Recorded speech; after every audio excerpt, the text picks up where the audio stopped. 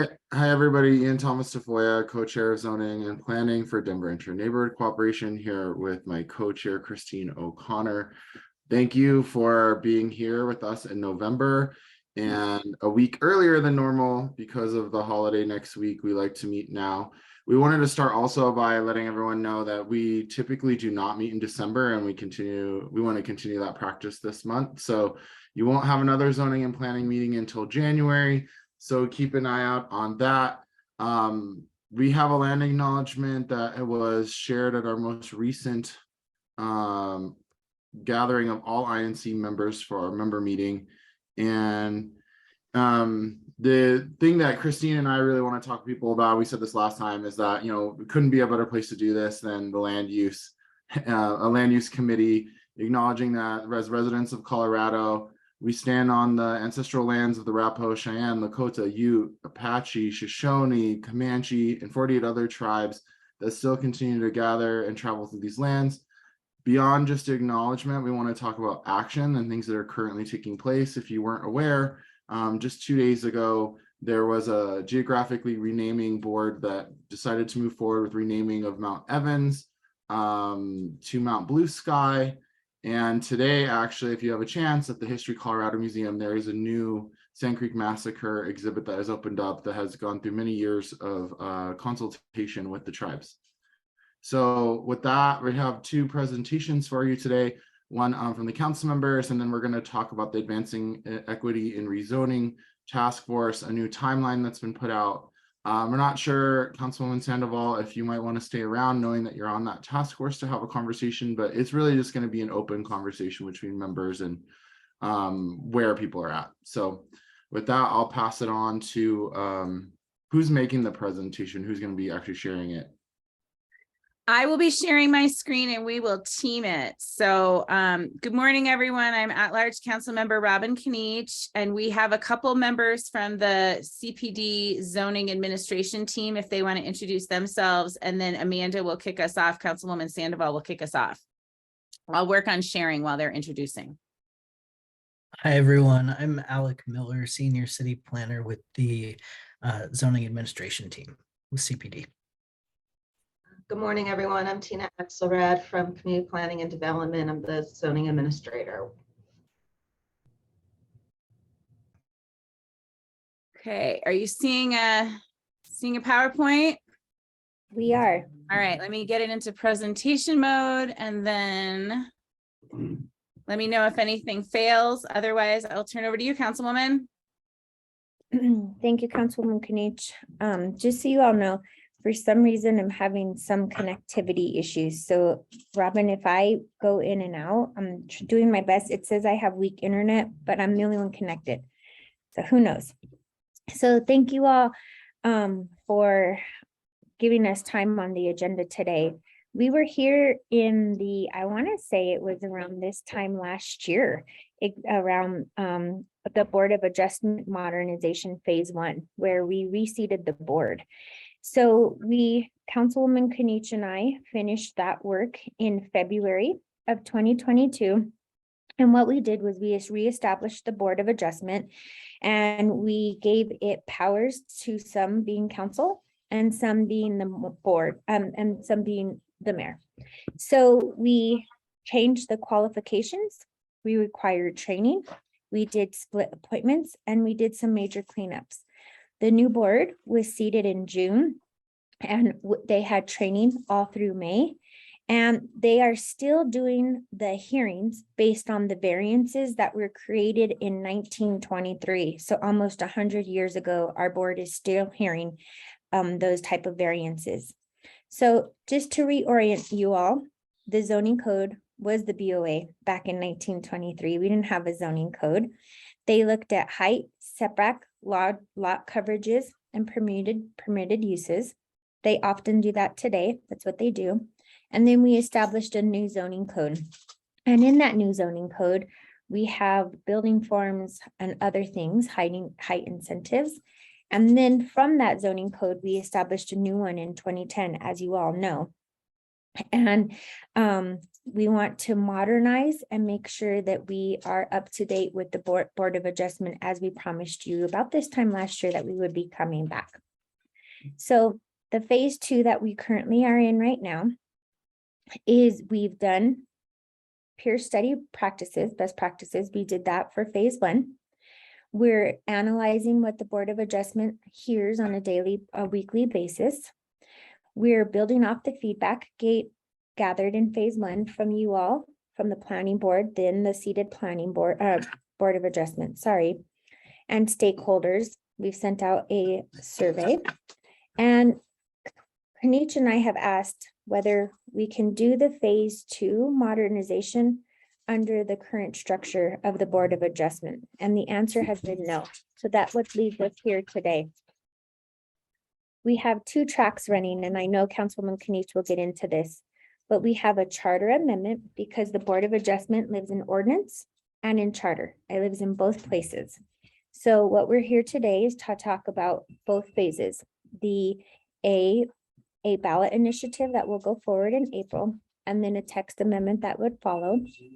And we're working hand in hand in coordination with CPD. And then I'll pass it over to Councilwoman Kneich. Great. Can you hear me? I can't see the mute unmute button. Yes. Okay, great. Okay. Thank you.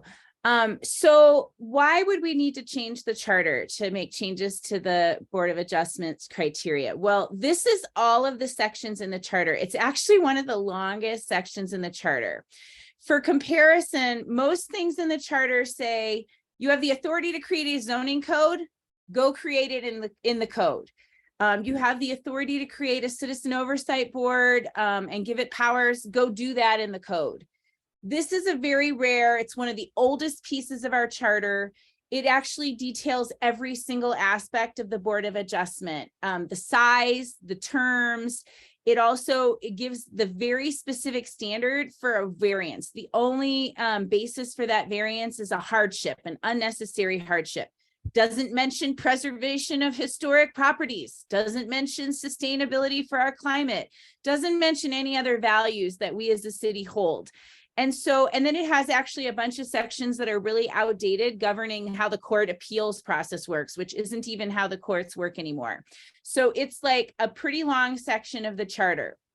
So the proposal is to take out all of that detail and then to make it read very similar to other things in the charter. So here's what the language will say. It will say, council shall provide by ordinance for appeals of errors, variances to the code, and the procedures and the criteria for those. So it requires that there be criteria, it requires that there be a path and a process for variances and appeals, but then it relies on the code to flesh out all those details. So I want to just be very clear with you that there is no proposal to eliminate the Board of Adjustment as the body that hears some variances, right? That body is, we got feedback both from INC last time, as well as from others who use the board, like homeowners who've been to the board and others, that it's an important process to have the Board of Adjustment, but we can do all of that by ordinance. So the charter says you have to have a path for these things. And then the code actually has all the same details in it for the Board of Adjustment. And then what we want to do is to do some modernization in the code. So we're going to get to that in just a second. But I want to make clear that there is precedent for this. This is how other cities are moving as well. A lot of cities had the same model charter language from the 1920s. And other cities, you can see Kansas City, Philadelphia, Seattle are examples of places that have a similar, very small section in the charter to make sure these things always exist. We need the powers to exist, but then having the details in the code. And then, like I mentioned already, this is also how we do most other things in Denver. This is how most other boards, most other commissions, most other powers work. So let's talk a little bit about what this allows us to do. If we simplify the charter It allows us to do things like stagger the terms of the Board of Adjustment. Right now, they all are appointed at the same time and they all expire at the same time. That's kind of tough. You guys know how hard it is to get people to do good solid volunteer service on a board that meets that often. And so to not have it all turn over at the same time is a good thing. So we could stagger the terms. We could also make the terms more similar. Most of our boards and commissions are 3 years-ish for appointments. This one's 5. And so making it a little bit, and people can keep serving, they can get renewed, but to make the terms more similar to other boards and commissions. It also allows us to look at that 100-year-old hardship standard. There are reasonable requests. This is something that the staff can get more into in the question and answer perhaps, but we have a lot of cases at the Board of Adjustment where they say, this is a very common sense adjustment. It would be much better to keep this existing building and give them a couple feet of variance than it would be to tear it down and meet the setback perfectly. They would like to give the variance. It makes sense to them. And they can't, they literally can't, because the law doesn't give them a path to do it. And so we would be able to give a path for reasonable requests for the board to be able to make those decisions. The third thing is efficiency. The staff did this analysis of the cases going before the board. A huge percentage of them are the exact same type of case for a very small, like 1 or 2 feet, 1 or 2% type thing. And so, whereas other parts of the code already allow variances for the staff to give them in that narrow of a band. So the code is inconsistent. In some places, it says the staff can give this variance since it's within 1%. In other places, you have to go through this whole Board of Adjustment process for the tiniest of changes. We can make that more consistent and have some more efficiency. There are cases where the board says yes every single time, right? And so what's the point of putting a poor homeowner through all that for, you know, a existing property that they want to keep, right? We do want to keep our existing properties, and they're all awkward. They don't work perfectly with our modern code. So those are some of the values that we can do if we're able to give ourselves the ability to make those changes in code. So I just want to say really quickly, the charter change is available. It's I already described it to you, but the language is available and we're happy to send it out if you want to see it. It's mostly a huge strike through and then it replaces it with a small paragraph.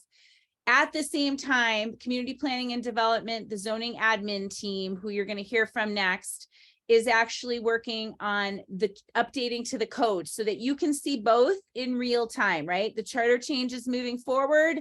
The code updates are happening. They're on slightly different timelines, but the idea is that you get a peek at both before you vote on the charter, right? So I'm going to turn it over here to Alek.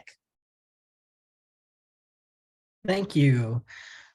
So as I said, I'm senior city planner on this project. I'm the project manager from CPD's side. And as you may know, there are 2 tools for offering relief or deviation from the zoning code.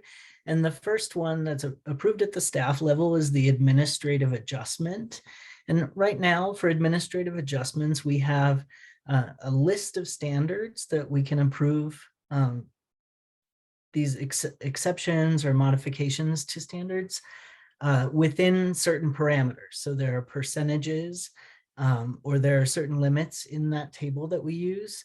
And one of the issues is that when you come in for an administrative adjustment, if you want to get that approved, we point you to the variance review criteria. So it's almost like you have to meet the bar for a variance, which goes to a public hearing, to get a very limited modification to a zoning code standard. So one aspect of this project will be setting up review criteria for administrative adjustments that meets the level of request being made. So if it's a minor request, you can use a review criteria that meets that's appropriate to that. And then there are a number of examples here of things that we'd like to add to the staff level approvals, including zone lot amendments where no physical changes are approved, which often when they go to the Board of Adjustment, they are approved 100% of the time, just like Councilwoman Kniech said. And then, so I talked about the review criteria, and then we'd like to add certain criteria, including when there is affordable housing proposed. This isn't an end run around other mechanisms, but review criteria for affordable housing, meeting sustainability goals and other priorities that the city has already identified. And then when it comes to variances, we'll be, again, looking at the review criteria to add that reasonableness tool, and we'll also be keeping the traditional criteria. So ensuring that there are no adverse impacts to neighbors. You would still be able to come in for variance based on physical circumstances. And then one of the other new ones would be the one based on maintaining existing structures and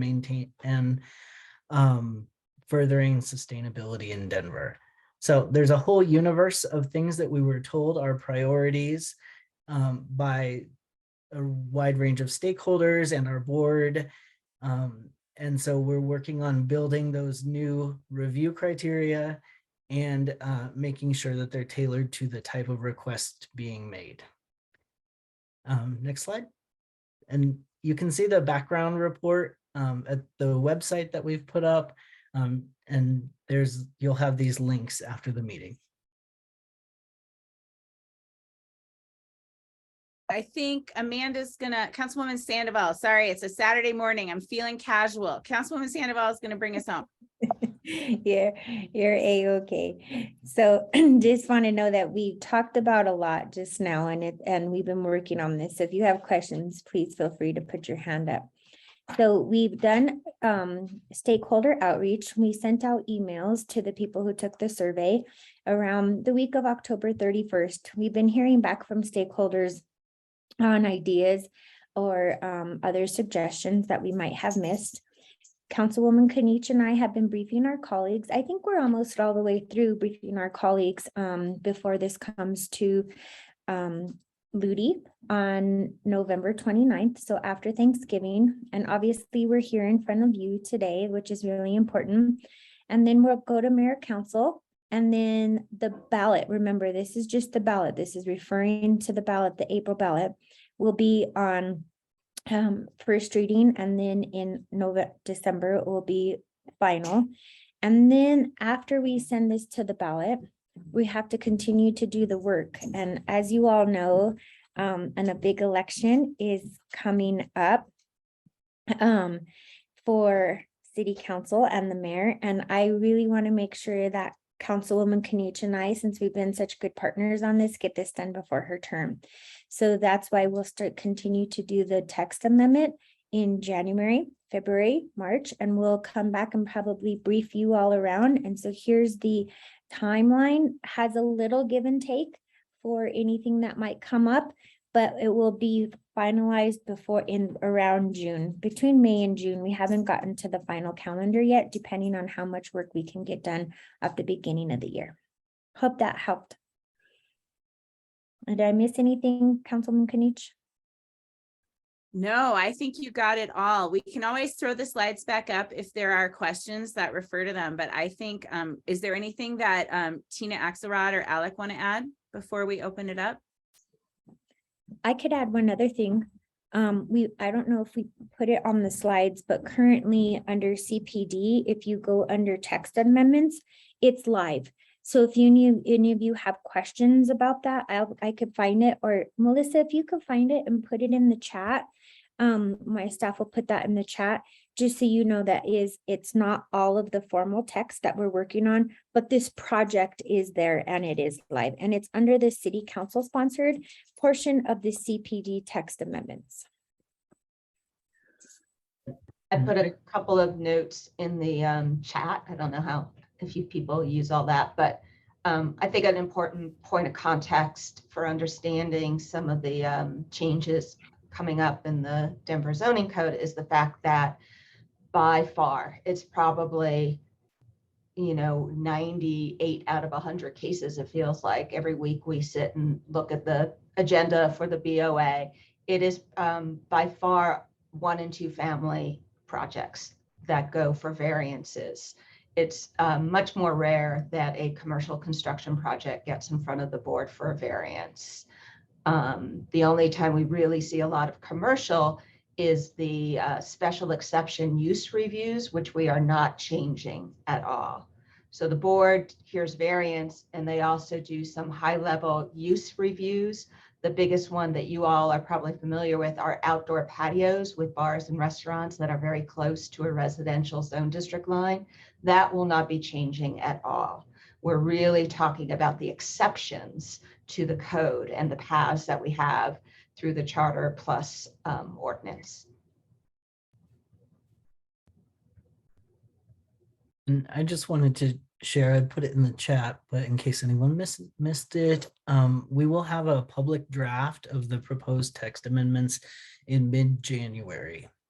And if there's interest, we can come back and discuss, or anyone is more than welcome to reach out to me anytime. And Alek, can you clarify, you'll be using CPD's RNO list to send out that draft text amendment, is that right? Yes. So anyone who's, affiliated with their RNO, that list gets the draft text amendments. It will be posted as well at that same website link.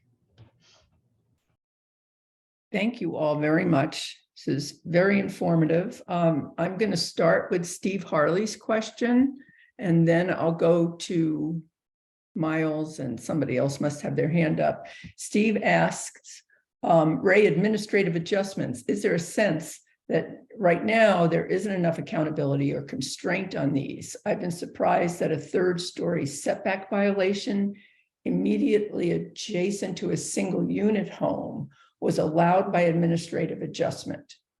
Is this considered a problem? Sounds like Tina, but.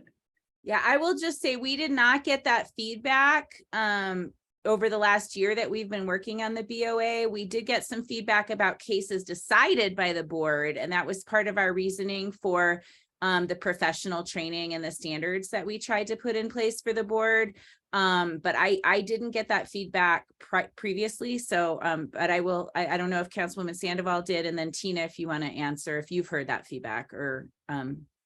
I haven't heard that feedback. I think the feedback I've heard in Northwest Denver is adaptive reuse and making sure that the Board of Adjustment is being able to apply criteria that we have within our adopted plans, our Blueprint Denver, our comp plan, our sustainability. I have not heard this concern, Steve.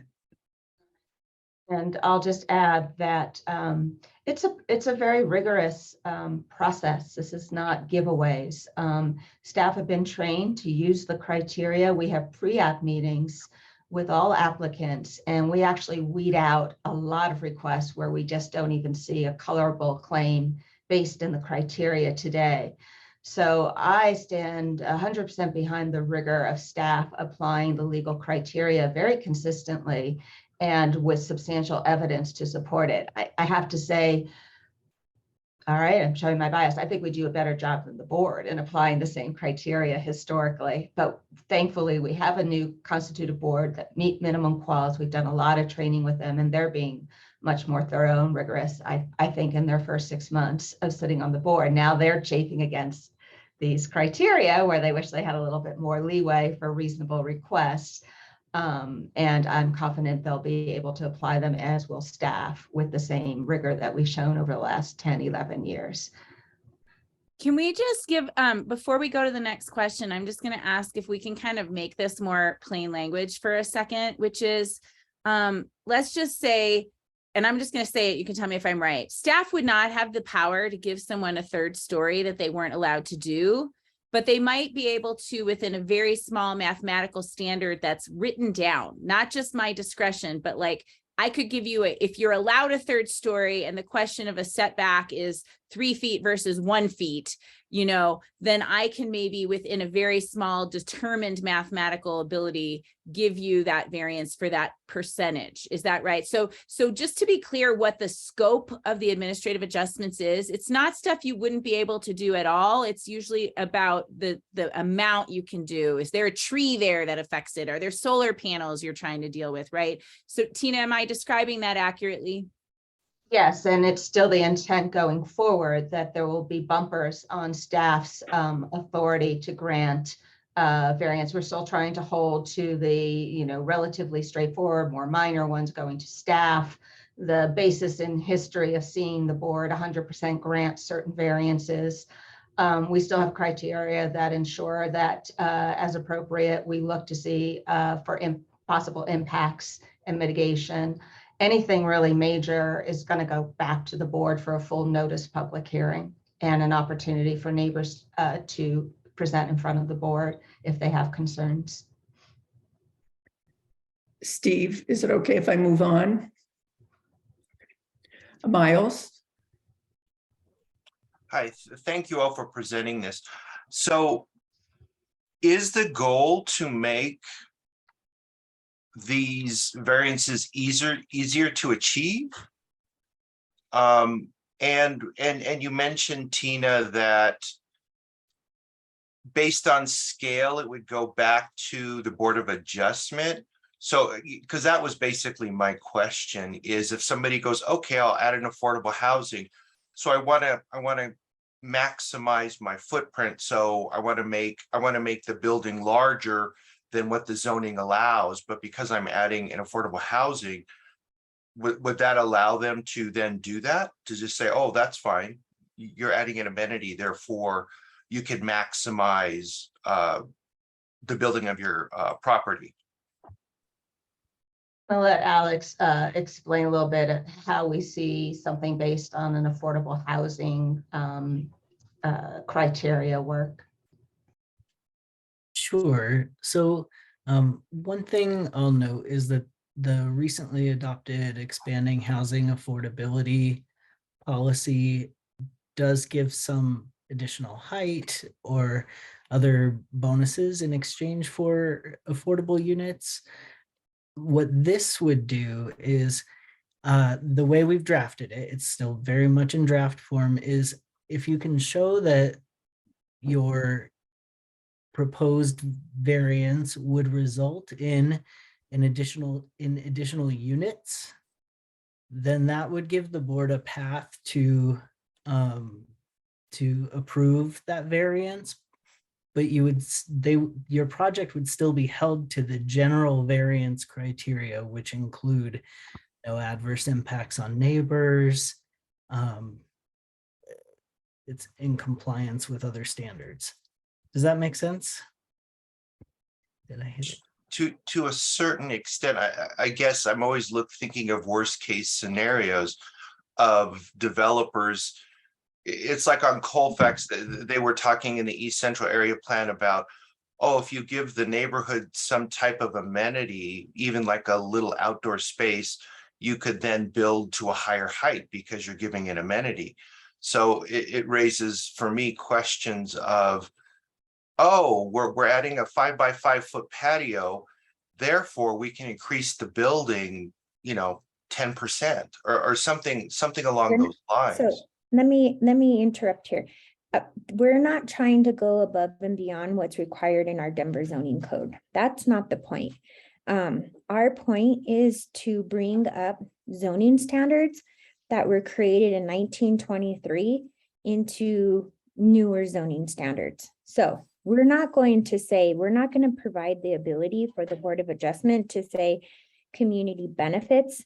We want to follow our adopted plans. This is all following our adopted plans. And so how can we have variance standards that were created in 1923 as we continue to update and live in a modern society?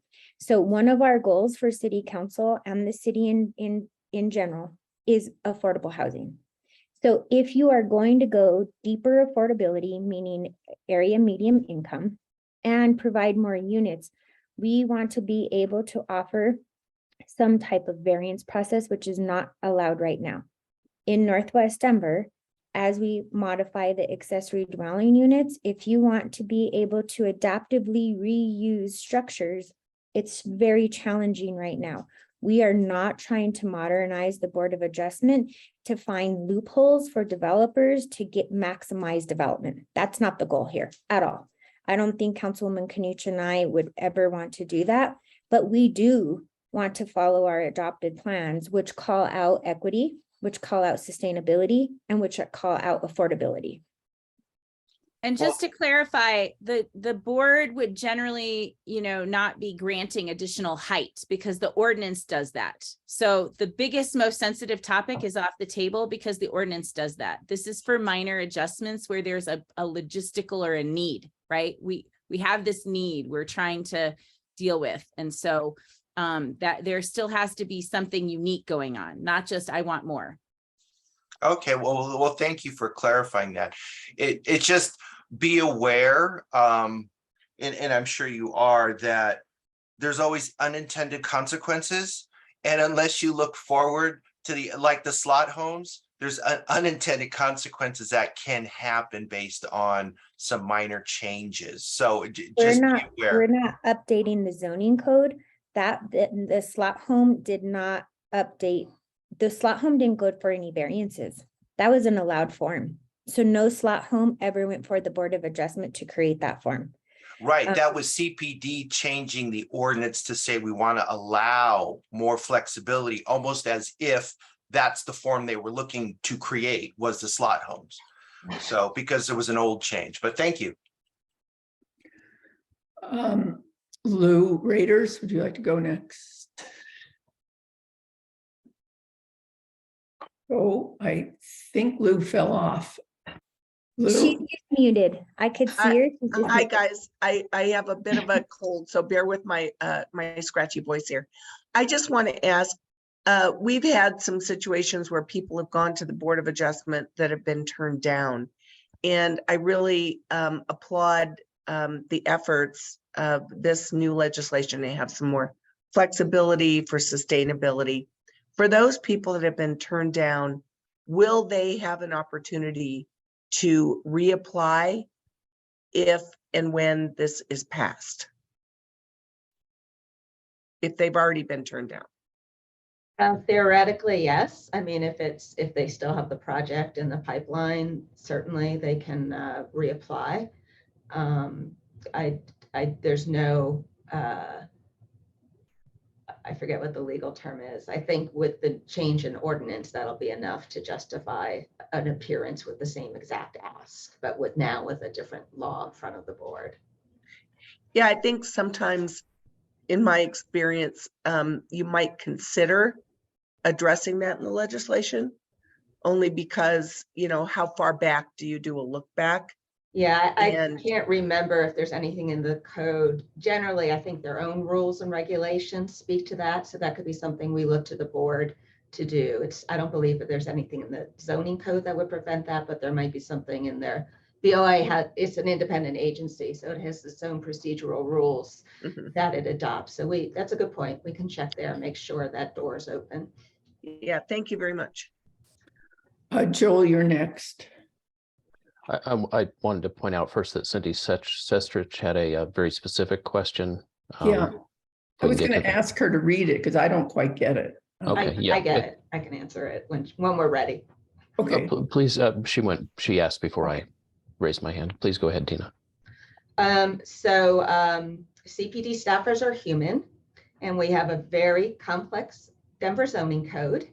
And sometimes, not often, thank goodness, sometimes in plan review, there might be a zoning compliance issue that was missed. In other words, we issue a zoning permit for construction that includes unintentionally and by mistake a violation of the zoning code. We didn't catch that their height is off by half a foot. We didn't catch that a certain portion of the wall is in the setback, or that window well is in the setback and doesn't meet our exception. we were off by building coverage by a bit. This happens. We have huge volume, a lot of people, and a complex code. Mistakes do happen. We are suggesting that if you are a home builder and you were issued a permit that had such a mistake in it, and then you went out and started vertical construction, you have to actually start construction and get something in the ground and going vertical. And you substantially relied on that error, and then maybe at inspection, our zoning inspectors find out that actually there was a violation on the approved plans that was missed. We're providing a path to using that as the sole justification to grant a reasonable variance from the code, again, assuming no adverse impacts on adjacent neighbors. Unfortunately, we see this enough times in any given year that we wanted to, because it's very difficult with new construction to grant a variance. Some of you have heard that argument at the board, like, you're building new, you can comply with the code, we're not going to give you a variance. But in cases like this, there's a lot of reliance that has already been poured into the ground, and these are often very minor variances from a numerical standard. These are not huge impact causing mistakes. I would also point out that this would only be available through a public hearing with the board. This would not be something that staff could approve. You would have to go through the board to get. So that'll give a good forum for that playing out of impacts. Joel? Okay, great, thank you. So Oh, I Cindy? have a question. I have a question about historically designated or landmarked areas. Is there any different preference in that, or would you just be the same process with a public hearing? Alek, you want to take that one? Sure. So currently anyone asking for an adjustment or variance for a landmarked property or in a landmark district has to go to the Landmark Preservation Commission. And then they also have to go to the Board of Adjustment if it's a variance. And so the proposal here, the proposal in the text amendments would be that we trust the Landmark Preservation Commission to evaluate for compatibility and use their expertise. And we don't want to add another layer of board review to those requests. And as this is a way to offer some kind of benefit to those landmark properties, or a little more flexibility at least. It's not every case that goes to landmark. The board is very judicious about the authority that we grant in the zoning code that essentially cedes, bows to their decision on compatibility, and they have to make special findings. It's a finding that violating the zoning code standard at issue, say it's a bulk plane issue, leads to a result that's contrary and would actually harm the historic character of the structure itself or its contribution to a district. So that's a pretty high bar. And we let the LPC make that finding, and then they don't do it in every case. They're asked a lot, believe me, but they don't give them. They're very judicious about it, which has been a great experience and experiment over the last 10 years, because we do allow that as a criteria. We're suggesting now, with those findings in hand, that staff be allowed to make the zoning adjustment without putting the person through a full BOA public hearing. That's pretty much the change that we're suggesting. It's more a shift of who gets to read LPC's letter and go, oh, they made the finding, and give the variance. Right now, board can do it pretty easily just based on that piece of paper from the LPC. Let's just shift it over to staff so we gain more efficiencies there. We've had that criteria actually in the code now for 12 years, and it's worked really well. There was a question a minute ago about whether we were trying to make it easier to get variances. And I think this question is actually really on point to what we really are trying to do. We're trying to make it easier to keep existing buildings and easier to designate your building. That's one of our explicit intents here, which is that We want it right now. It can be easier to destroy and build new than it can be to keep what you have and to do something to reuse or make a historic property work for your modern life. And that is going to make it harder for people to want to do those things. So I will just say, you know, easier or harder on the variance is not really the focus. The goal here is easier to keep existing buildings and easier to keep designated buildings and make people want to designate, because they don't feel like if they do that, they're going to be stuck in a box they can't get out of when they have changes to their family or their needs on their property. So zoning is not the answer to everything in the world, right?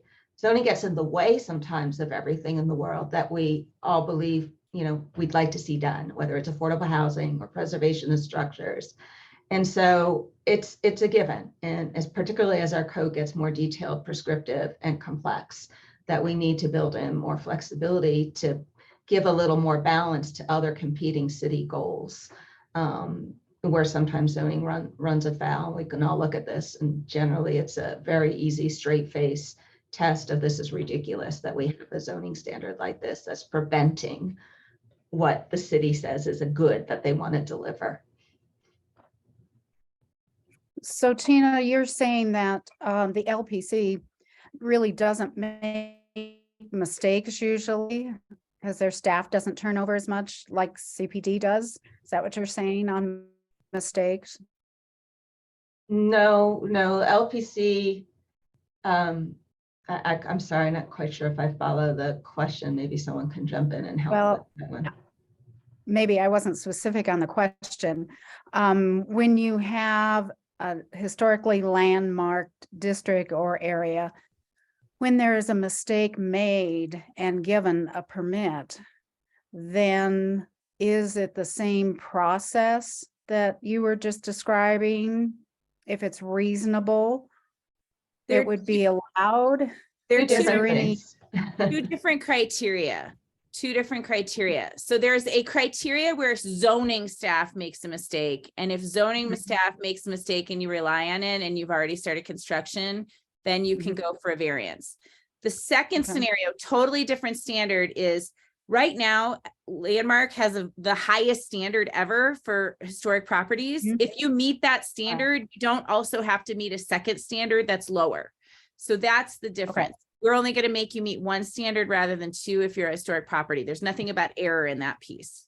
Yeah, exactly. That's So you're all not pre-construction.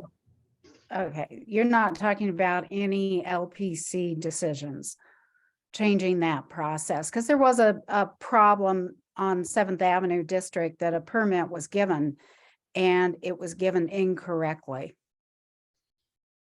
On a historic structure? Yeah, so Yes. if it was a zoning permit issued in error on a historic property and the violation is a zoning violation and not a landmark violation, there would be a path for that owner to ask for a variance for the zoning violation, but not the LPC standards. Does that help answer your question, Cindy? Got it. We have several landmark Yes, districts in it District does. 1, and so it's really been important to us to have that conversation. And it's And wonky. this is a path. It's an opportunity. It's not a gimme. So, you know, in some cases, even based on a staff error, the violation will be so substantial that you'd never meet the bar. It just gives you a path. Okay, thank you. That answered it. Okay, Joel. Yeah, thank you. But first, I'm really excited to see this move forward. I've watched Board of Adjustment for many years and really see the tension they've been under, because the criteria that we have now, the hardship-based criteria, doesn't really fit a lot of very reasonable, very common things people apply for with the support of their neighbors, and it puts the BOA in a hard place of it's a reasonable thing they want to grant, but a strict reading of their own criteria wouldn't allow them to. And I just can't imagine the tension that they feel. So this is great. I had three quick questions. First, as Tina emphasized, we have a very complex zoning code, and then the interactions between the criteria that are being contemplated for the future, replacing the existing criteria for variance and administrative adjustment themselves will be complex. So my question is, have you had a community task force or collection of outside, non-staff people working with you to develop the text that's forthcoming, because the level of complexity is such that the more eyes have been on it, the more strange cases will have already been shaken out by the time it goes through a public review process. That's a great point, Joel. We did receive feedback that brought us to the point that we're at now from outside stakeholders. And we hope that during the public review draft that we'll be able to shake out some of those issues that you're talking about starting in January. We've just been on a very tight timeline and hope that those things will get surfaced in January. Okay, so unlike some other text amendments that involve policy changes, there hasn't been an assembled team working with you. I'll answer that. I mean, there are 40 some people who got the survey, and they were folks who had been on the current Board of Adjustment, the prior Board of Adjustment, the planning board. It included applicants who, most of whom were, like we mentioned, were single family homeowners who'd been in the pool in recent years, and all of that. So I actually think that we can't do a large stakeholder group on everything. This is really complex. So, and it's really some minor changes in terms of, not that there is always one case that can raise a question, and it's important to surface those, which is why we do the public review draft. But this is not like starting from a blank slate saying, what should we be doing in, your neighborhood plan, right? This is just, it's a different type of thing. And I just will be honest, the zoning code is really complicated. And so the ability to bring a broad stakeholder group together with no zoning experience and then bring them up to the level of knowledge they would need to be able to use even the language we're using here today. We're here today because you are part of the stakeholder group. You are part of us helping to, phase in, like, if your feedback is being noted, but like, we can't do the exact same process for every change that we do in the city, regardless of size. So there is, both feedback up front, feedback in the middle, and then feedback at the draft, right? And that is what we committed to up front when we did phase one. Okay. And Yeah, no, I'm just we're not- acknowledging. We're not changing standards. This is not a policy shift where all of a sudden we are providing hardcore by code gimmies or incentives or bonuses for certain things. This is changes to an existing process that has been in the zoning code since 1923. It modernizes, brings it up to date to reflect already adopted plans and policies. So we really are not feeling like this is a 180-degree turn or anything like that. This is actually plowing along the line that our policies are pointing us to. So in that regard, I wouldn't necessarily label this a major policy shift. Okay. Yeah. And again, I'm enthusiastic about this work. I just appreciate the complexity of it. So the more eyes that are actually on proposed text starting in January, with the deadline that Councilwoman Sandoval talked about of trying to get this adopted in this council, there'll be a tension with people giving feedback and finding all the things that might be findable that could be improved. My two quick questions. One of the things I hope, and I'm hoping if you intend to address this, is by practice today, one has to have a complete set of plans, do everything one needs to get a zoning permit and apply for it and get a denial before one can seek variance. And variance is at risk. You don't know if you're going to get the variance or not. Do you see a path that people can apply for a variance without first having a denial of a zoning permit, and then they will know the parameters within which they can do their project? So we have that path now.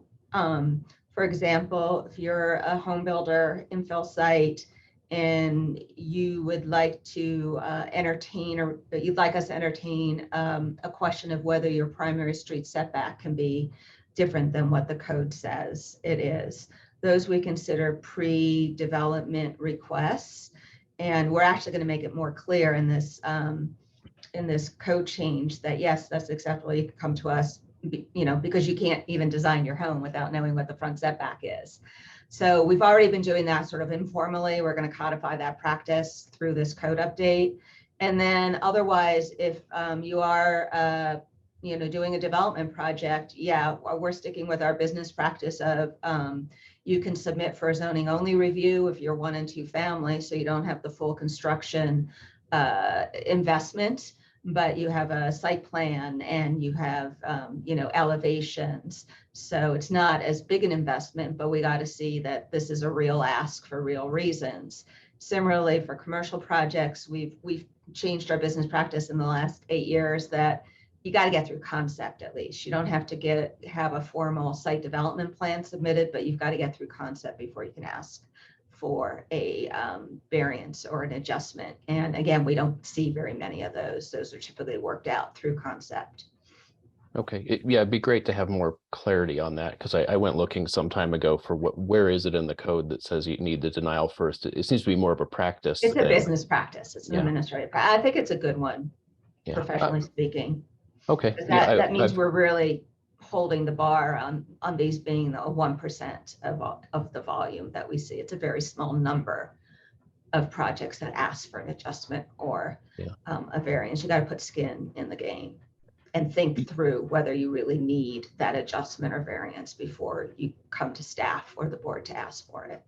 Yeah, you might be asking to put too much skin in the game in terms of all the expense of coming up with the plans and so forth before getting a denial and then a variance that may not happen. That's why we allow off 1 and 2 family, which again is our high volume business for asking for exceptions, to do a zoning only review. And that's just, it's a set of architectural design, but you don't have to get into the mechanics or the electrical or anything like that. It's a pretty surface set of drawings. And the board does like to often tie the grant of a variance to what they see in front of them, so they know what is the outcome. And that's more predictability for everybody, including the neighbors, as to what the extent and ask is and granted. Okay, well, yeah, the clarity will be appreciated. My last one's really easy. Right now, variance is only for form standards. It can't vary the uses that are allowed. I assume will still be the case. I'm seeing head nods. Thank you That so would much. be a major policy change. So no, we're not doing that. Okay, I have a question, of course. I hear that most of what the Board of Adjustment is doing is really repetitive and could be simplified. But I also hear through the grapevine, because of the way my brain works, as you know, what I'm hearing is consolidation of more power in CPD, where there's constant turnover of planners, people very, very young coming in, trying to get up to speed, making decisions based on goals that are just really debatable. I think that what I hear here is the same justifying circumstances in section 12 for zoning decisions, which will become the norm within CPD. I'm a little bit afraid of that. And I also am concerned about the timetable, and this you might be able to answer more directly. If you're going to be following this up with zoning changes, why isn't that first clear on the table before we vote on a charter amendment? Maybe you said it in the beginning when I was letting people in. Because we have only one election in the next year, and because I'm sponsoring this, and so I can only refer to the April election, right? And so our deadline for referring the ballot measure is the end of the year. So you will see a draft text amendment in January before you vote on this. You will see the full draft of the full zoning code changes. It will be public. And so you will have both in front of you when you vote on this ballot measure. Okay, so all the zoning changes that you're hinting at here will be pretty close to final when people vote on whether they want to change the city charter. In April, correct. Yes. The time frame to get it on the ballot, you have to do it 60 days in advance. Okay. So we are doing our due diligence to make sure that we have this done, and also doing the due diligence so that you can have this in front of you when you vote in April. And I don't think it's a quick turnaround in my personal opinion of doing policy work. We came to you a year ago and we told you that we were going to do phase 1 and phase 2, and we have kept, and we said we was probably come back around in a year. And here we are within that year. Oftentimes, if we don't, as policymakers, we don't always keep our words on our time frame. And Councilwoman Kniech and I have been very clear with with our word and what we've promised you this time last year. I think it was around Thanksgiving that we were here presenting to you on phase 1. Okay, I appreciate that. I just hear, reading between the lines, I really hear strengthening discretion within CPD, like Tina Axelrad's power. It just keeps growing, and so many more things are brought internal that I do have concerns that the neighborhoods are not the primary stakeholder here. The primary stakeholders are people. I'll answer that. For me, for working for the city and watching BOA for 10 years, the primary concern is my neighborhood. The primary concern is in a neighborhood that has Highland that was established before Denver. I have conforming non-compliant structures, and I have constituents who have come to me for 10 years complaining about the Board of Adjustment and discretion with the Board of Adjustment and unfair treatment at the Board of Adjustment, and not being able to be able to get variances when their neighbors support their variance, and not having the Board of Adjustment be able to have criteria that allows those variances. And so my whole aim is, because this has been brought to my attention by my constituency for a very long time. And it is, I have 38th Avenue where I have old historic structures that cannot be reused. People tear them down, and then you're compliant with the Denver zoning code. And I don't want to see Denver continue destroyed. I want to adaptively and take that embodied energy and be able to adaptively reuse it like all over the world does. And so this is coming straight from my constituents and nobody else. This isn't coming from the administration. This is coming from constituencies that I've heard from for over 10 years. And primarily on the latter issue, historic preservation. I've heard it on other issues too. I'll give you a great example. In District 9, I can't remember the exact neighborhood. I think it might have been 5 Points or Ballpark or Uptown. I can't totally remember which neighborhood it was, but there was a tree, and the Board of Adjustment literally could not. It was a 100-year-old tree. The neighborhood wanted to keep it, and the only way to do the building was to to cut the tree down. And the board was like, the community wanted us to take it to the Board of Adjustment to get a variance to be able to save the tree. And I was like, there's no criteria for that. It's not an undue hardship to cut down a tree. It's easy to cut down a tree, and the board can't, Tina worked hard to find other paths to help with this tree, but that was from neighbors. Neighbors wanted to keep the tree, and the Board of Adjustment's not allowed to consider it. So again, the Board of Adjustment is going to continue to exist, and any close or big calls are going to go to them. Yeah. Right. And so that process is staying the same, for better or worse. They will continue to be the decision makers, and they will be able to consider whether a neighborhood wants to keep a tree. So I'm not going to put neighborhoods on one or the other side of these cases, because the truth is there's no one pattern. Yeah. And this is a very small number of the volume of business that we get. And new construction is still going to have a very high bar to ask for an exception from the code. Most of what we're talking about tends to come up in additions and expansions or changes to existing structures, not necessarily historic. I mean, our neighborhoods, we don't have a lot of historic districts, but we have a lot of neighborhoods that were built pre-1960. And so that's where the bulk of cases that might benefit from this change in criteria will come from. It's not going to necessarily be someone just scraping and building a new home. They, in 99.99% of the cases, they will have to meet every single letter of the code.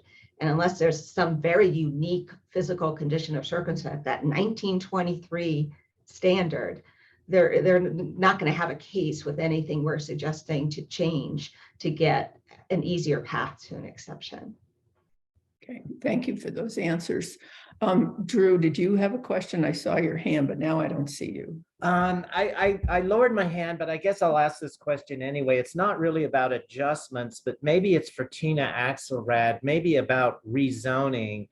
I am still unclear how the city was able to rezone a Park Hill golf course when there was an existing conservation easement that prevented any of the uses I'll that the answer that. rezoning claimed. And to me, I still don't understand this. That maybe should that have gone to the Board of Adjustment where they adjust something, but that use cannot be done until we vote as a city to tear up the easement. So I do not understand why this was rezoned, why that was allowed, or it's going to be rezoned. I mean, seems like a done deal, a rubber stamp deal, but could somebody please clarify that for me? So I can, as the chair of the Land Use, Transportation and Infrastructure Committee, the only thing that has come through the Land Use Transportation through LUTI, I hate using acronyms because not everybody is accustomed to them, but it's the Land Use, Transportation and Infrastructure Committee, and I chair that. That has not gone through yet. The only thing that has gone through for Park Hill Golf Course is the small area plan. Now, has a whole huge package gone through planning board? Yes. By the time that came to city council, did President Torres and I, as the pro tem of city council, decide diligently to break that package up? We did. Because if not, it would have been coming as a full package with the small area plan, the rezoning, the development agreement, and the ballot initiative all in front of LUTI. I did not feel that was fair to our constituencies of Denver. Council President Torres did not feel that was fair to the constituents of Denver. So what we did is we broke that up. And the zoning administrator, Tina Axelrad, she lives separately from that. She enforces the zoning code.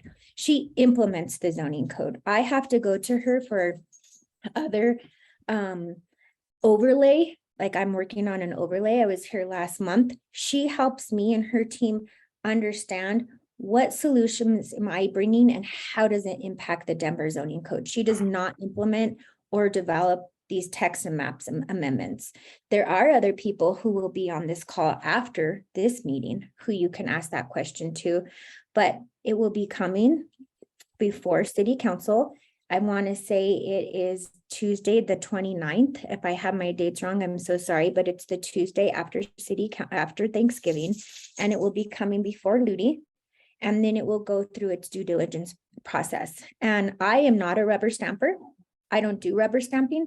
I take things on their face and take into the criteria, and that's a public hearing that has to happen before city council. And there will be a public hearing for the small area plan, and there will be a public hearing for the rezoning, and they will not be together. It's not fair for the public to be together, I believe, and these are I statements from your pro tem and chair of LUTI, for them to have been consolidated like they were in planning board. I felt that was unfair to the public. Be that as it may, that was not my process at that time. Now it's in the legislative process, and I have changed that process and separated those two. But if you have anything about this proposal, Drew, it's really important to me because Illyria has a lot of hopefully structures that we would want to preserve, who have embodied energy, who are talking about sustainability, and who are talking about adaptively reusing, and they're talking about ADUs. I hate using that terminology, but accessory dwelling units, which I know is on this agenda as well. So what Councilwoman Kniech and I are doing has direct impact into Global Illyria and Swansea. Okay, thank you, thank you, Councilman. That's a very good answer. And Drew, a lot of these issues, in Ian and my opinion, is going to sort of move into the next discussion about advancing equity in rezoning. So, well, thank you very much, both councilwomen and staff, for coming today. And we look forward to seeing a draft of the text amendment in January. Yeah, I'm gonna just ask Alek if you can put your email in the Mhm. chat so that if anyone has feedback on the text amendment, they can send it to you. If you have feedback on the charter amendment, you can send it to Councilwoman Sandoval and I. We also will stay involved with the text amendment, but we're leading on that charter amendment first. But for sure, text amendment feedback to Alek. So thank you, everybody. I have to jump off, but have a good next conversation too. And I just ask everybody to Joel Noble's point about outreach. Community starts with our neighbors, and you all are representatives of your neighborhoods. So if you can tell 5 or 10 people about this work, it would be really helpful. That's how groundswells happen. So that's why we're here in front of you today, and we hope that you can help be ambassadors to our messages as well. Thank you. Thank you all. And Joel, maybe you could submit your question to Alek. If that's okay. Which question? The question in the chat. Anyway, you have a question in the chat we didn't get to, so maybe Alek could do that later on because we are at 10:30. Yeah. Just for the record, I was asking if they had a count of proportions of how the types of variances being sought, and Councilwoman Kniech responded that that's on the website that they sent a link to. Okay. All right, Ian, do you want to introduce the discussion of advancing? Well, we can get this started, and that was a pretty lively discussion about the BOA. I really appreciated that. I didn't think we were going to get any questions there for a second, and then all of a sudden we filled up the whole time. And them talking about trees and embodied energy and historic preservation, those are definitely things that I like. I'm going to continue personally to follow along with this process, so I appreciate that. So we've been trying, Christina and I have been trying to, for a couple months now, get the city staff to come talk to us about the Advancing Equity and Rezoning Task Force that's been going on. I do see that there are several members that are on today, and so I don't want to, I also want to say the caveat that I'm not a member of the task force, and I have participated throughout. I've read through the committee hearing meeting or the task force meeting notes. I've watched a couple of the videos.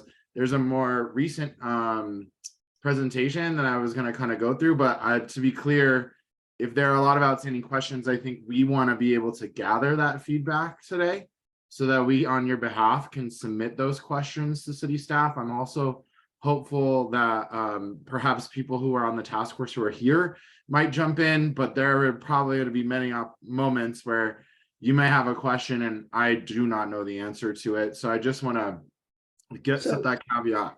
Ian, before you start, can we just ask, I mean, I know Lou and Joel are on it. If anybody else is on it, could you raise your hand so we can know who you are? Joel, Lou, do you see anyone else? I believe Councilwoman Sandoval is also. Steve is on it. Here. Okay, good. Steve Harley is on it. Steve is on it. Thank you. Okay, so we have 4 people. And Ian thought he would go through the slides from the last October meeting and then we'll open it up. It's pretty quick. That's okay. Yeah. And again, so everybody who's there, if you feel like we're misrepresenting it or we're not presenting it correctly, totally get it, because we're not part of the process. We just didn't want to continue to not have this come back to you all. You know, we had a presentation earlier in ZAP, and what you're going to see in this presentation is that there is a time frame change. So if you haven't had a chance, we're going to drop the link in the chat to check out the website for Advancing Equity and Rezoning. This is a pretty good website. I've been pretty happy with it. You can read through what the scope of it is, really targeting in on recommendations from Blueprint Denver. And I don't know if you all can remember a few years ago when we were talking about, wow, there's so many pieces in Blueprint Denver. What are we starting with and what are we working on? This actually calls out a couple of the pages in it, has the connection. This was the previous timeline here, kicking the project off last year with the hope of being done this year. They've had 9 meetings, and I want to show you here how you can access them. So there have been a couple newsletters. There hasn't been one since May. They've had task force meetings where you can watch. I really like the YouTube interface, to be honest. I think it's made it a lot easier to speed up and get through the video itself. The most recent meeting was here in October 26th. They had focus groups. They put out a community survey, and I'm going to be switching to just this presentation here. This was meeting 9. It started out with the head of CPD, Laura Dreddy, giving a conversation about where they're going. The biggest piece here that we noticed was identifying an approach and developing tools, extending this now into the spring of 2023. As you read the notes, it says that they will not be meeting, I think, during the next 2 months. So I think they're going to restart in the new year. This kind of walks through why the project was initiated, which I think we talked about, how they arrived at these proposed strategies, in particular, effectiveness, equity, flexibility, and predictability of the rezoning process. As I read through the notes, I think some of these things I could greatly appreciate, which were, what are the public engagement requirements, the role in public input, timing and format. I know Steve, for example, for years has been saying that there should be an easier way for us all to sign up to get notifications, not just through the RNOs. Conversation about accessibility and translation and interpretation, how far they do public outreach for rezoning, for renters, etc. These are the criteria for successful solutions, and I'm not actually prepared to give the presentation because I wasn't there. I just wanted to make you aware that this is all here. They talk about different types of strategies and fee-based strategies for zoning depending on size, location, and impact. One of the things I will say that I found pretty interesting reading through everything was the concerns from the community around public health implications and community benefit agreements and how much power the city really has to deal with those, and environmental concerns as well.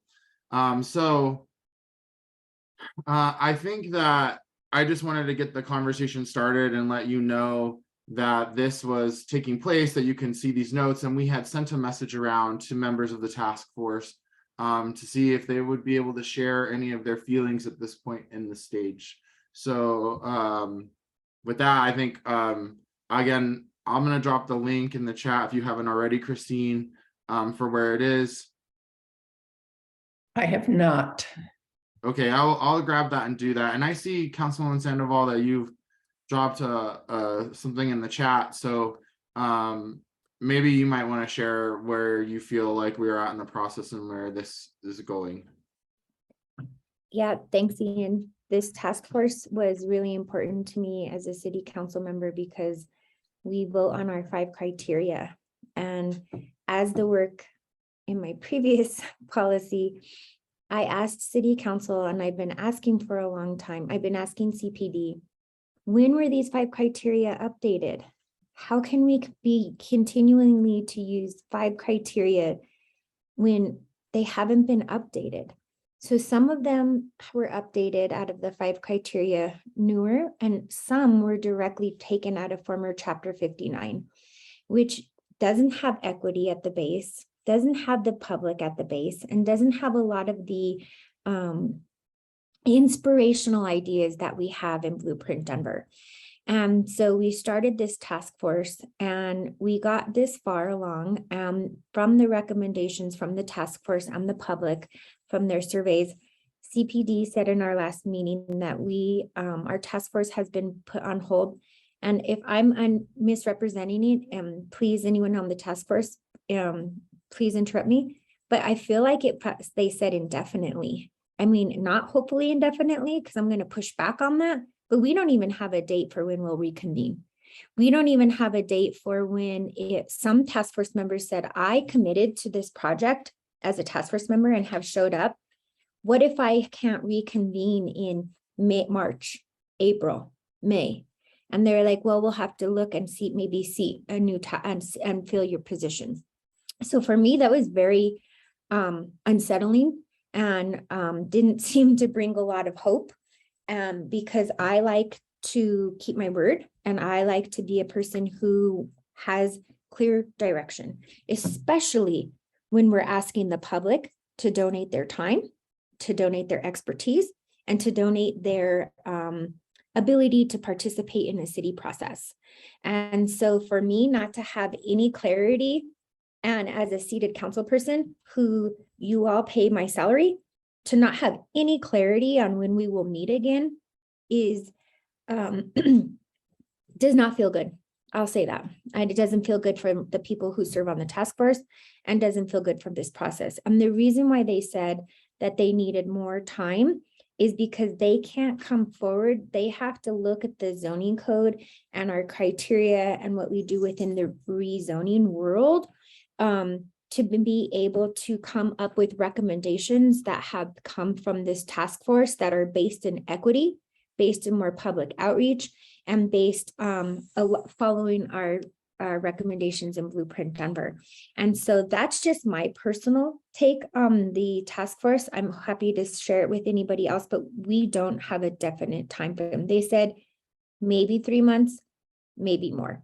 And that for me, that I was like, well, can you say March? And they said no, they will not give us a date of when we can reconvene because of the analysis and the type of community feedback that they heard, that it's going to be challenging to kind of bring these recommendations forward. And if anyone from the task force has differing opinions than me, feel free. I'm happy that that's just my I statement.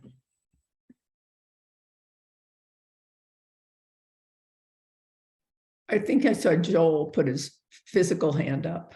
Yeah. Yeah. Hi.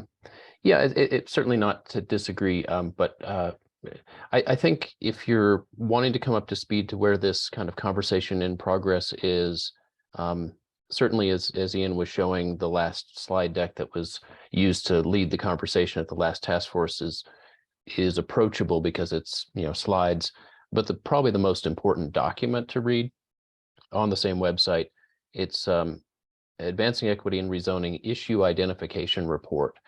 So it's interesting because some efforts like this start knowing the issues they intend to identify, right? ADUs in Denver, a concurrent effort, kind of started out very early in the process with an issues identification report because they kind of knew the scope of the problems they're trying to tackle. Equity and rezoning, Blueprint Denver gives us some guidance to look at the rezoning process through an equity lens, but it doesn't actually say what are the problems to be solved. So this task force, which is an incredibly diverse task force, took its time to get everyone up to speed with, okay, we're talking about rezoning, what is zoning, what's working, what's not working, etc. And then from those discussions fleshed out the issue identification report. So I think the situation that staff got themselves into is meeting on a monthly cadence was kind of pushing them to say, okay, we've heard from you, and next month we're going to come back with some draft proposals for you to react to. And this unstructured, this kind of wide range of things takes more time than that to digest.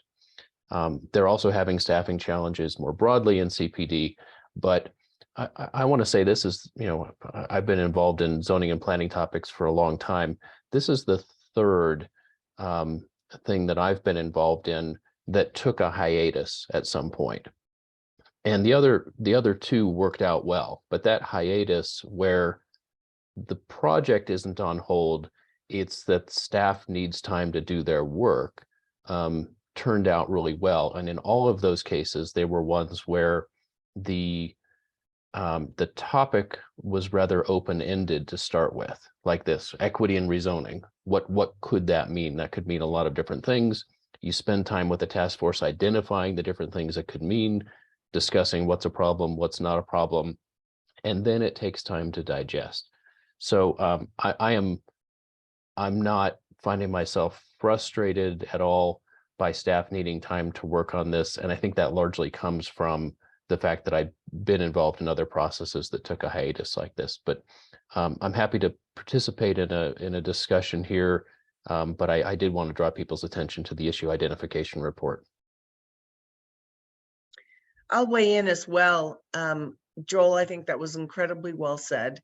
I don't share that frustration about the timing, and maybe there are some task force members who really put an end date on this. Like Joel, I think this is a really heavy lift when you're looking at as broad an issue base as this is. And it will take time and a lot of talent because the code is complex. It may be easier to identify changes in criteria, but implementation is a really heavy lift on this. And so I think a lot of people involved in the task force are willing to give it the time and to stay in for the long term. I actually think narrowing and getting to a list where you can actually draft to.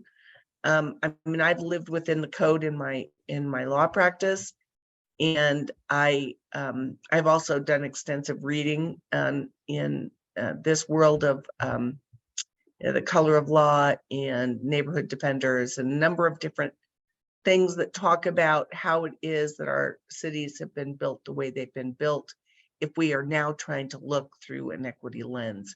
So, I mean, I applaud the fact that the committee is there, and taking the right time is important. And it's good to hear from Joel, who has been involved on more of that legislative side than I have been necessarily in zoning. But I think it can still lead to some really good outcomes. So I just am in it for the long haul, and I think it's going to take that. You don't want to rush a process as important as this. Thanks. I'm just I concerned. think I might be able to split the difference. Oh, I'm sorry, did I jump ahead? I would just say I'm concerned. We have a new administration in July, and this new administration could decide to not reconvene this task force. And so that's my fear. And so I agree with taking due diligence, and I agree with taking processes 100%.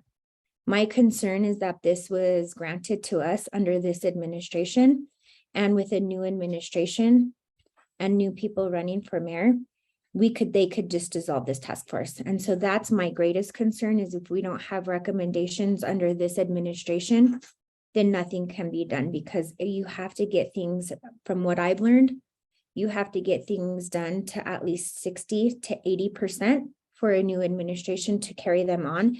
And I don't think we're at that point yet. So that's my frustration, is thinking about having a new administration, having a new leader at community planning and development, taking Laura Aldretti out.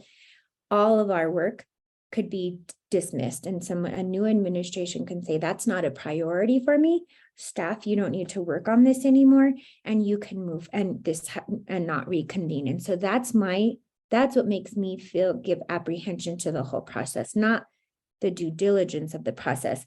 Is I'm always thinking about election, and maybe that's not the best time frame to think about, and it's not. It's just the reality I live in, because everything for me as an elected and somebody who's chairing the land use transportation, every time I go work with the administration, they're like, remember, we only have 6 months left.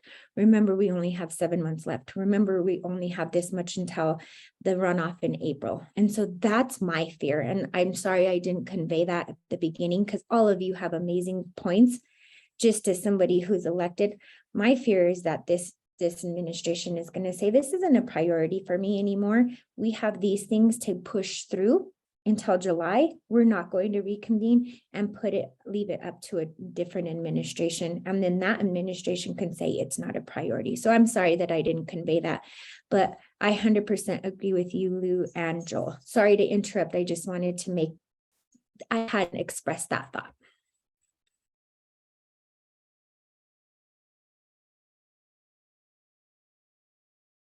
Go ahead, Steve. So I think I see the issue that's being put forward as a problem of churn. And I think part of the reason that the committee is taking a hiatus, from what I've seen in the very poor messaging that I got from the committee, I wasn't able to attend the October meeting because of another commitment that I told them about early on, but I never even got the information that the committee was on hiatus until I found my way to the bottom of one of the emails that followed it up. So the messaging has been poor, and churn has been a pretty big issue, not just with what I'm seeing with city council and the administration, is the concern that churn will have a big impact there because who knows what the new priorities will be.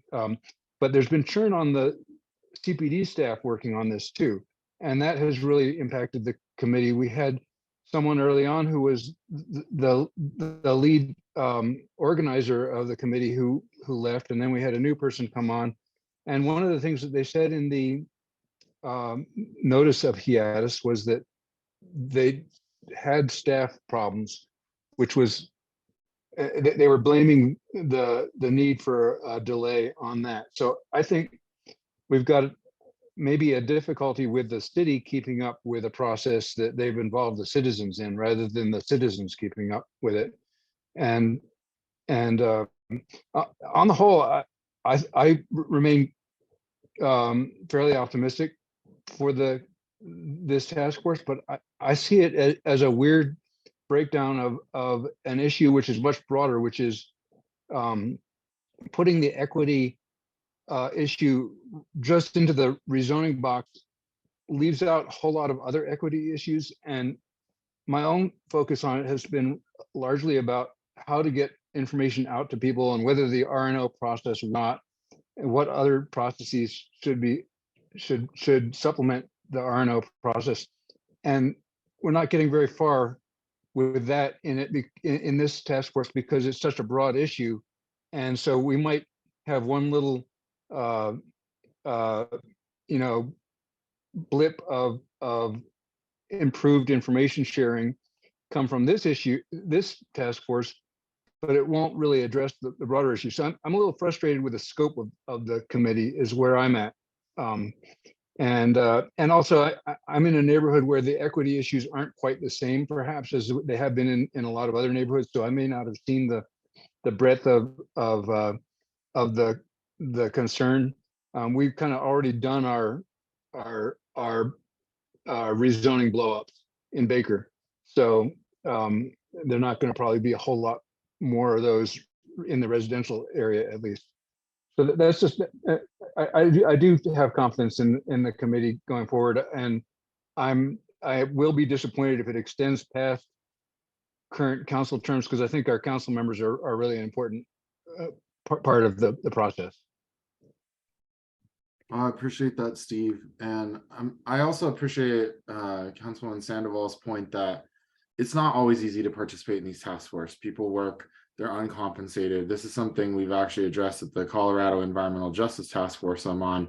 It does become a burden. And if we are trying to keep people who don't maybe have the privilege to reschedule their schedules, but they made an exception here, I want to acknowledge that. I heard that in your words, Councilwoman Sandoval, and I appreciate that. Miles, I see you have your hand up, and I know you do too, Christine. I think Miles, I don't know if Miles beat you to it, but can we let Miles go and then you can go?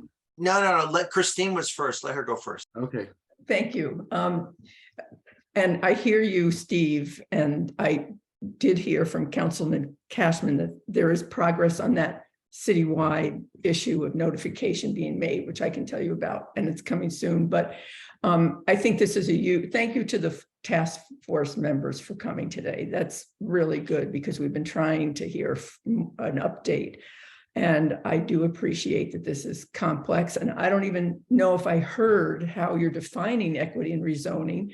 But my main question, and I think I've asked this probably over 10 times over the last year, and it really fits in here, how can we even talk about equity in the rezoning process when we're not dealing with the pre-application phase, which is private between developer and the city basically says, yes, there's room in the code for you to do this, go ahead, or no, we don't advise it. It's almost like a rubber stamp happens so early in both the zoning and rezoning process that I fail to see with powerful interest, not us at the table. We're not in the room during the pre-application meeting. We cannot be. It's the property owner and internal CPD. So how is talking about, unless that came up, and I'd be curious, I don't see how any discussion of equity further down the road is going to make a difference.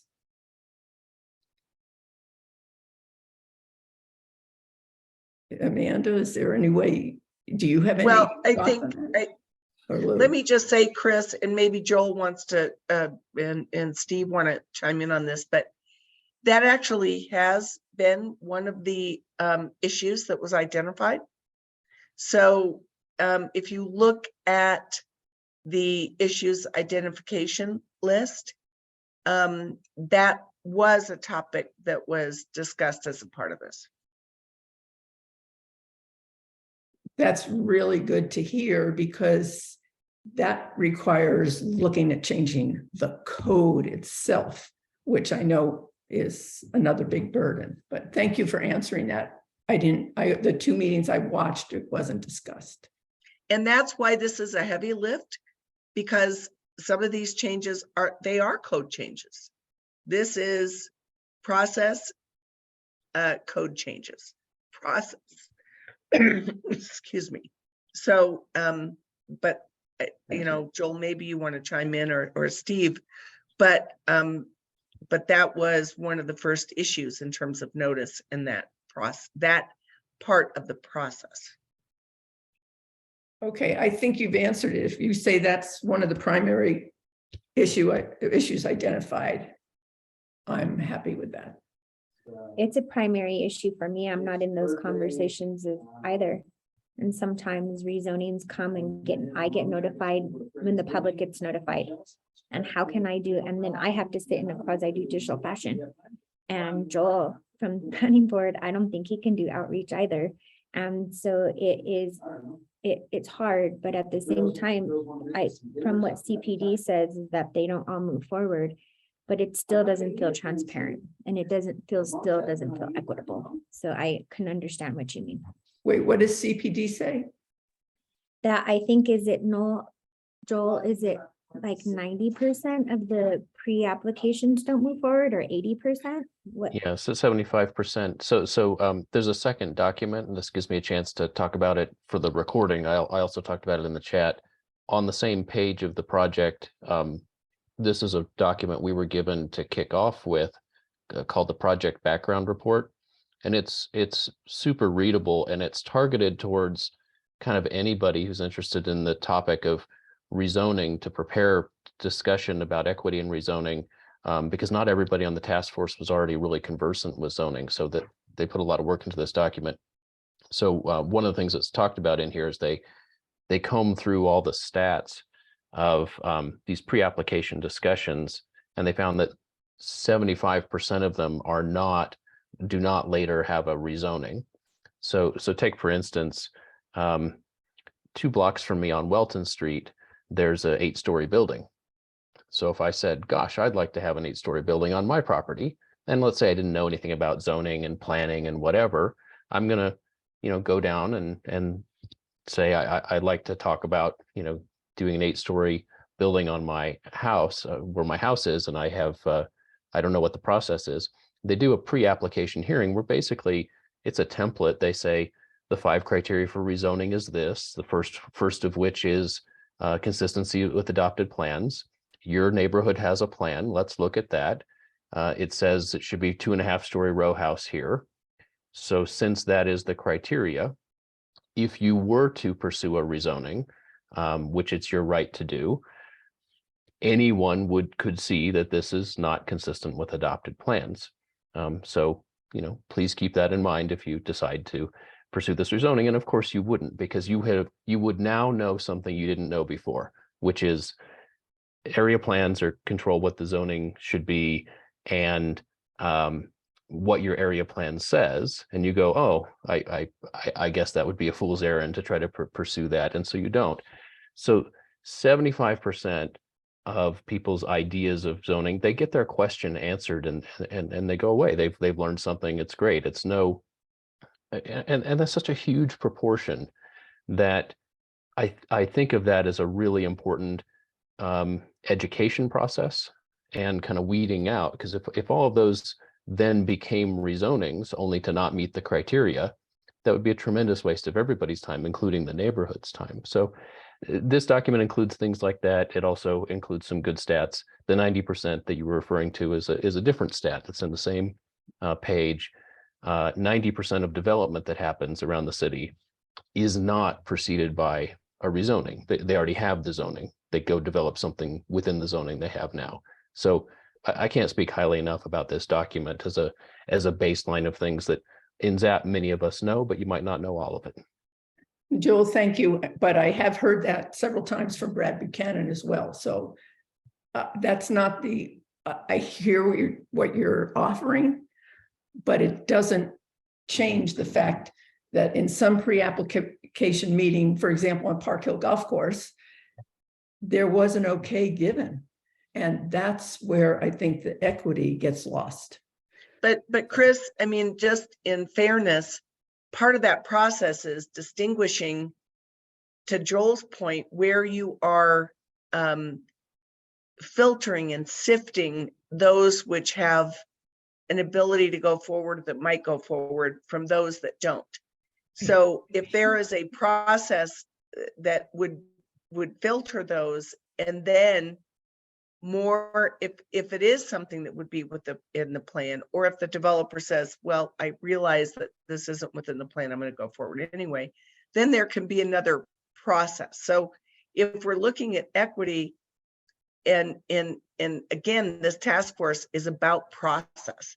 You can differentiate what Joel is pointing out as a very important step of sifting and educating anybody about this process, because anybody can do it, so that really you utilize the resources, and you utilize the process for neighborhood involvement and information differently than maybe that first sift, if that makes sense. I hear you. I disagree, but I think there should be ombudsmen for neighborhoods to help them with this, but to do it in CPD at a pre-application formal stage is what I disagree with. I don't think that's equity. I don't think that's helping people. Yeah, but Chris, I think some of it is still the vernacular about what that initial application phase is for, and that process can be tightened up so that it really is a filtering education process for the applicant, and then there is a more robust phase if that application proceeds, if that's the way that it could be modified in process, so that nobody's time is wasted. I mean, the last thing you want to do is bring a lot of neighborhoods together and a lot of ombudsmen and other people, if all it is like, oh, well, okay, so I see what that differentiation is, and it's not going to go forward. Okay, I'm going to let someone else go. I understand you're saying that's educational, so I hear you. Thank you.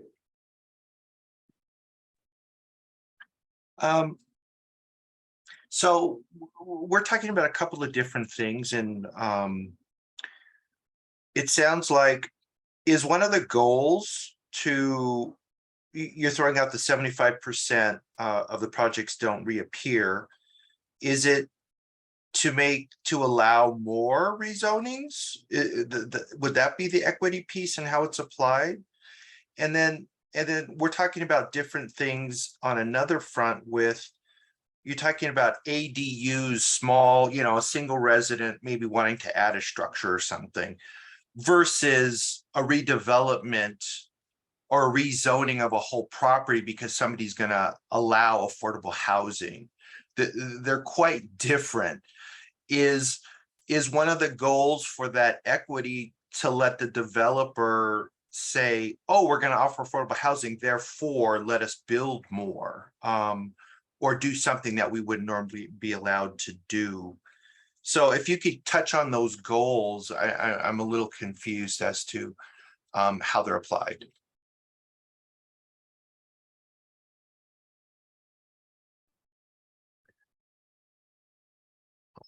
Councilwoman has gone off on camera. I don't know if you want to take that or, yeah, it's a little bit awkward here because the project team isn't here. So I can't play the role of the project team, but I think you had a lot of different things in that question. I'll focus on kind of the main point as I understood it at the end.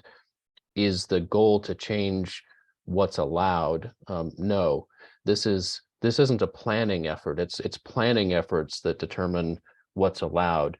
Then there's a technical step of changing the zoning on a property to align with what the plans say. That technical step, rezoning, is the entirety of the scope of this effort. And so notification, what's the criteria for rezoning, public engagement, all these sorts of things in this fairly narrow area of the rezoning process, the rezoning steps. But it's not re-examining what's allowed, because what you could get a rezoning for, because that's the role of planning. And I have part a that- possible answer to that too. Go ahead, Steve. So I see the criteria for rezoning that city council has to apply as being a little bit arcane, and often it's more of just of an exercise, a little bit of a formal drill to get through that process and prove that the criteria have been met, when really there's a different kind of decision making that folks really would like to do. And so the fact that equity is not in those criteria is one of the key drivers of this. Right now, those criteria don't say that there, have any measures of equity, although Blueprint Denver gave us a whole bunch of them. They can't be used by city council specifically to justify the passing of rezoning. And so the current system, which has a lot of parts to it, but the one part with the criteria for rezoning, creating this little formalism that people write a whole lot around in their application in order to try to prove this and this and this criteria have been met. I think that's a little, it's always been a little artificial to me. I know people take it seriously, but it always seems like basically they hire the wordsmiths to get that job done. If they're doing it privately, or CPD has kind of a technique to get that job done. And so insofar as the criteria might change, there would be some difference in what would be allowed, I believe, in a rezoning. There would be additional criteria potentially added to why city council is permitted in its quasi judicial process to allow to pass a rezoning. So I think it could change a little bit of what's allowed, and allow some, but the intent is to bring in criteria that are important values to us that are not in that process right now. So it's not like it's an end game by developers to get bigger projects. It's more like it's trying to do the opposite, which is more bring in values that are populist, I would say. And there's some danger there, but I just don't see exactly where some of the fears are with this. I do think it's probably a good thing. It's just really hard to quantify that and put it into the criteria, in a way that is going to meet the formalisms that we have now. That basically people will spend a few years after this passes coming up with a new set of formalisms, probably, to present it to city council in a way that talks around the criteria that we have in the future, just the way they talk around the criteria right now. And I'll just add that I feel rezonings put a lot of onus on people such as yourself. To Ian's point, once again, it takes a lot to participate. It takes a lot to pay attention to rezonings. Up until Councilman Espinosa changed the mandate or requirement to notify, literally mail, all you had was your registered neighborhood organization get an email and a sign. So you had to drive by a site and happen to be driving down that street and happen to understand zoning language on a sign that you might not understand. And so how is that equitable to the people of Denver? It's not. It's not fair to INC. It's not fair to every registered neighborhood organization, because once again, you all are volunteers. So how are we taking a process that is zoning the process? It's so complicated to understand. How many of you have ever read a rezoning site and understood what it said? I didn't. 10 years ago, before I started this process, I wouldn't have known what that sign meant. That's not equitable. How many of you participate in your registered neighborhood organizations before you started really caring about this stuff? Being a single mom, being a mom, a stay-at-home mom and taking care of my kids, I didn't participate in my RNO when my kids were really young. It was too demanding on me. That's not equitable. So through this whole entire process, I feel we put a lot of issues on the public for you all to pay attention, for you to understand zoning, and for you to understand really complicated issues where people in the city learn it, can articulate it, and can marinate on it, and then regurgitate it. We don't give you that opportunity. So I want the opportunity to have equity throughout the entire process, not just the criteria.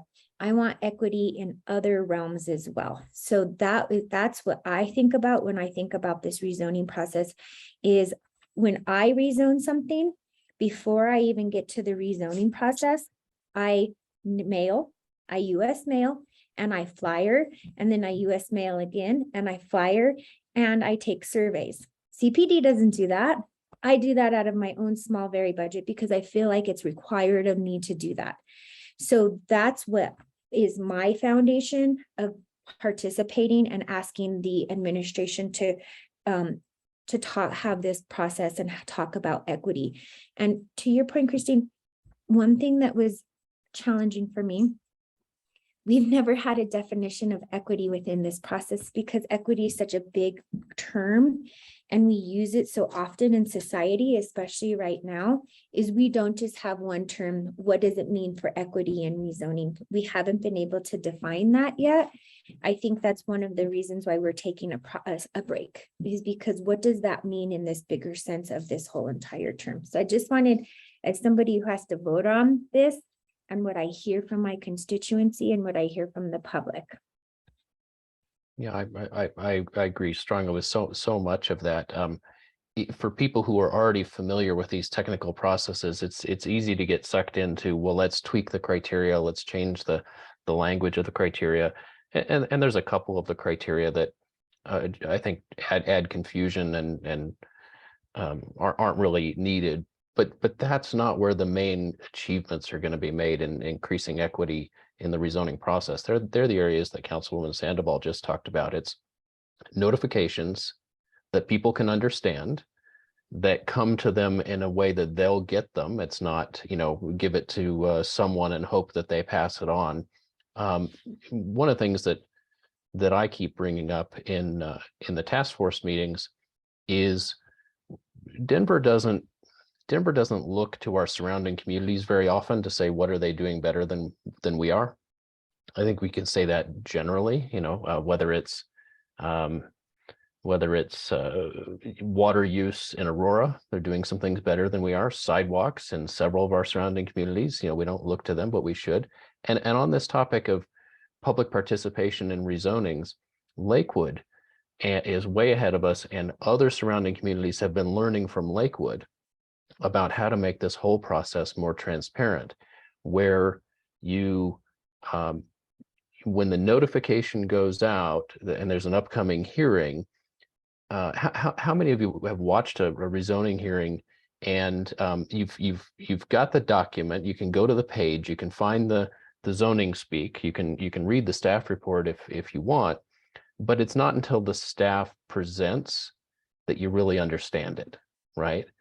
Lakewood, their planning director, got this years ago.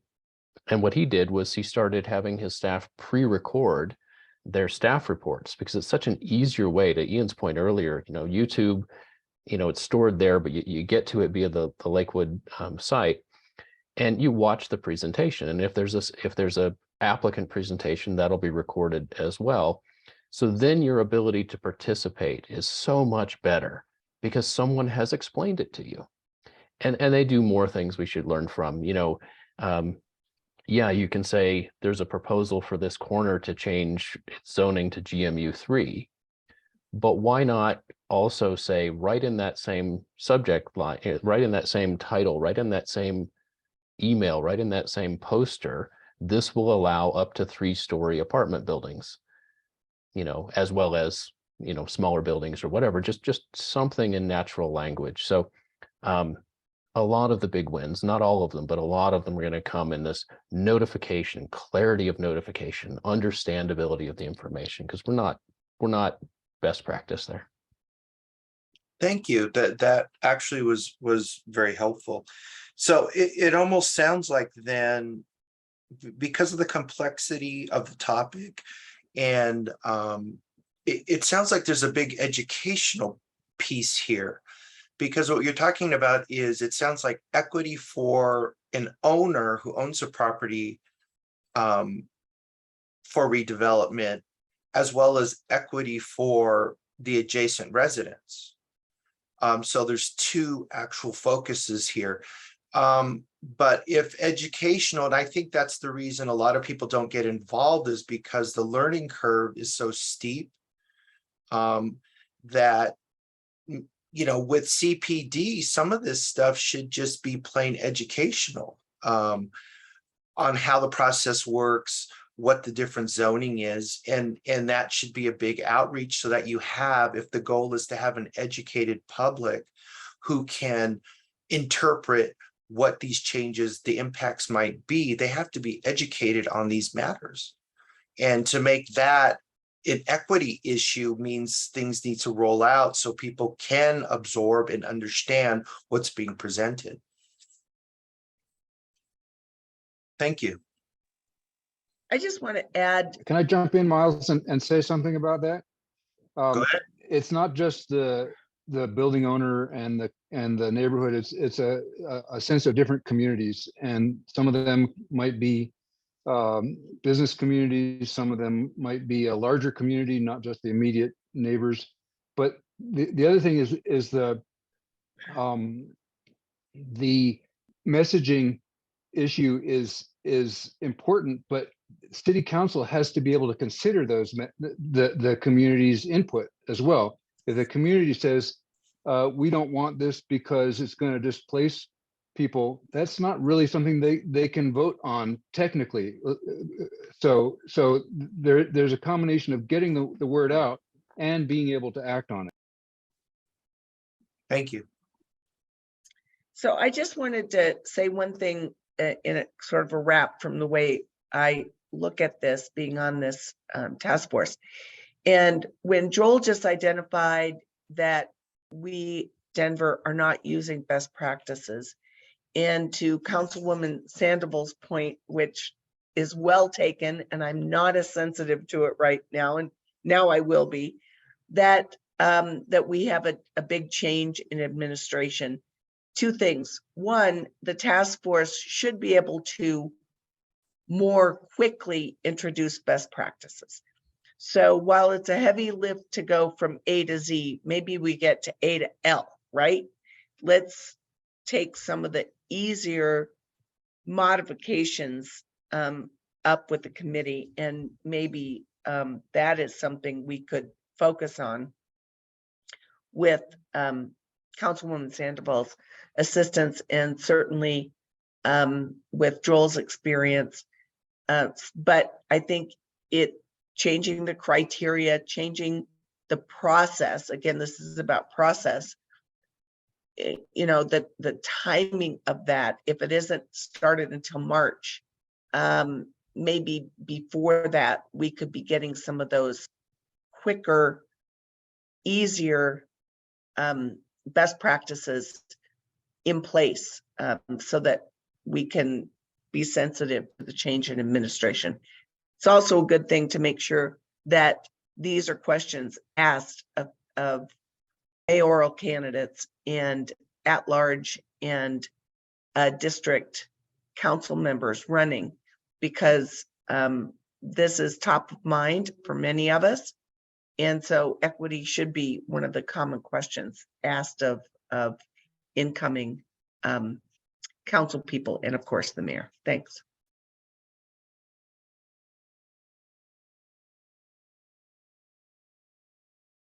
Jerry, we see your hand up.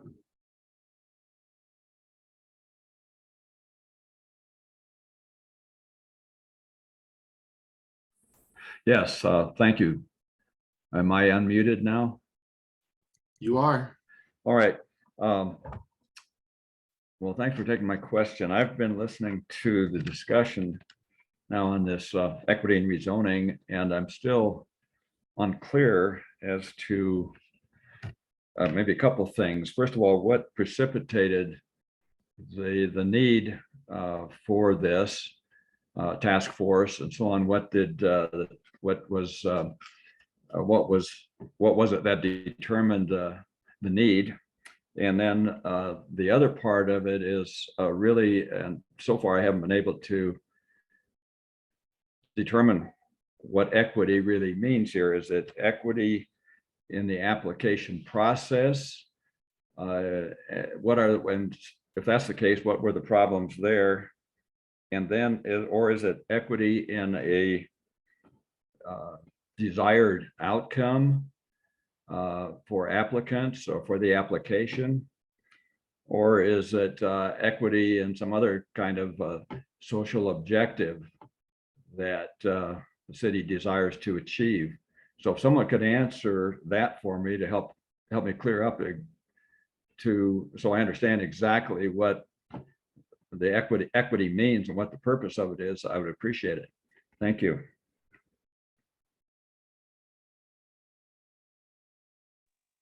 I can try to take that.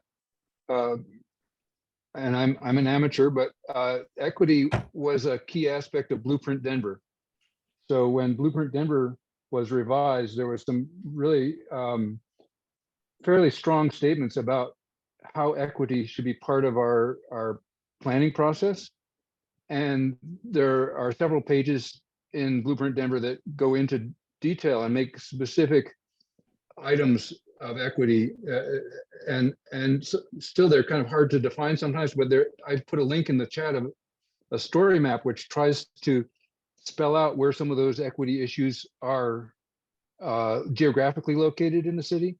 So that's the impetus, is Blueprint Denver more or less required a consideration of equity, which was a new concept, maybe not new formally, but new in general, but new formally. And then secondly, the definition of equity is again in there insofar as we have one.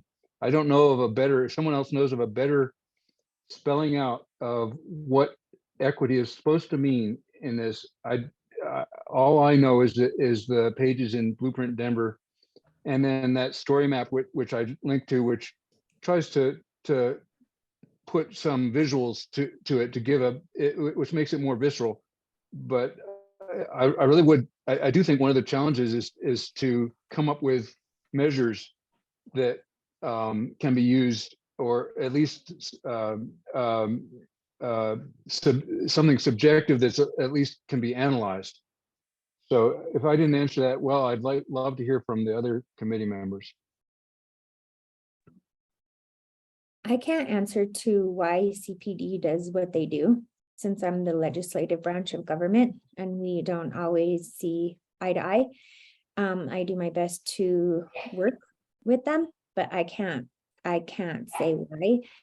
But I will tell you that I have advocated for this since I had started as a council aide. I served under 2 council members in Council District 9 and my predecessor in Council District 1.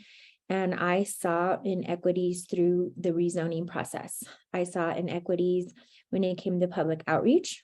I saw inequities that we were using antiquated criteria that was based in redlining. Let's just talk about that. Some of these criteria were created when Denver was redlining. And I do not, as a council person, want to continue to perpetuate that. I want equity. I do not want neighborhoods continue to feel the need to have redlining.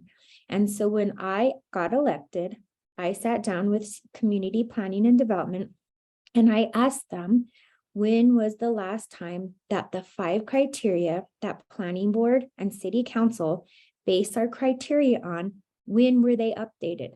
I could not get a clear answer. And what we did was we had before COVID, we had one planning session or work session. Let me rephrase that. We had one working session with planning board and city council. And one of the very, very last slides was the 5 criteria. And we got a little history that some of them had been updated when we updated our zoning code in 2010, but the majority of them had been taken from former chapter 59, which the last point, the Board of Adjustment has not been updated since we've had better standards in society and equity. And so I have been advocating this entire time since I've been elected in July of 2019 to talk about equity within rezoning. I would say every time there was a rezoning, I mentioned it to my colleagues. I kept talking about it, and I've led large legislative rezonings in my district, meaning the applicant. I've rezoned 4 neighborhoods to allow accessory dwelling units, and I want to continue that work, but I don't want to continue that work as long as there's inequities in the rezoning process, which I feel there are. And so I've done better outreach in my neighborhoods as the city council elected person, as your land use commissioner in my neighborhoods. That doesn't equal that that's happening throughout the neighborhoods, every neighborhood, because I have a boundary. And so I want what I'm doing in other neighborhoods, because I've heard from other people to say, Councilwoman Sandoval, I really like your approach. I like your survey. I like your flyers. I like your snail mail, US mail. Why can't we replicate that? And as long as we don't get community planning involved, I cannot replicate that, because I have boundaries and people elected me to office to do this work. So through that, community and planning development came to me after we had adopted the group living and said, what would we like to work on next? And I talked to them about the accessory dwelling unit and the need to have equity and rezoning, because it kept coming up every single rezoning, which we rezone every Monday night, even though it's only 10% of our neighborhoods, our city. It's a lot of work for me. It's a lot of work for Joel Noble. It's a lot of work for the planning board, and it's a lot of work for you all. And so I want that to have background in equity. So that's why I advocated for it. And I'm thankful that the administration responded with this task force.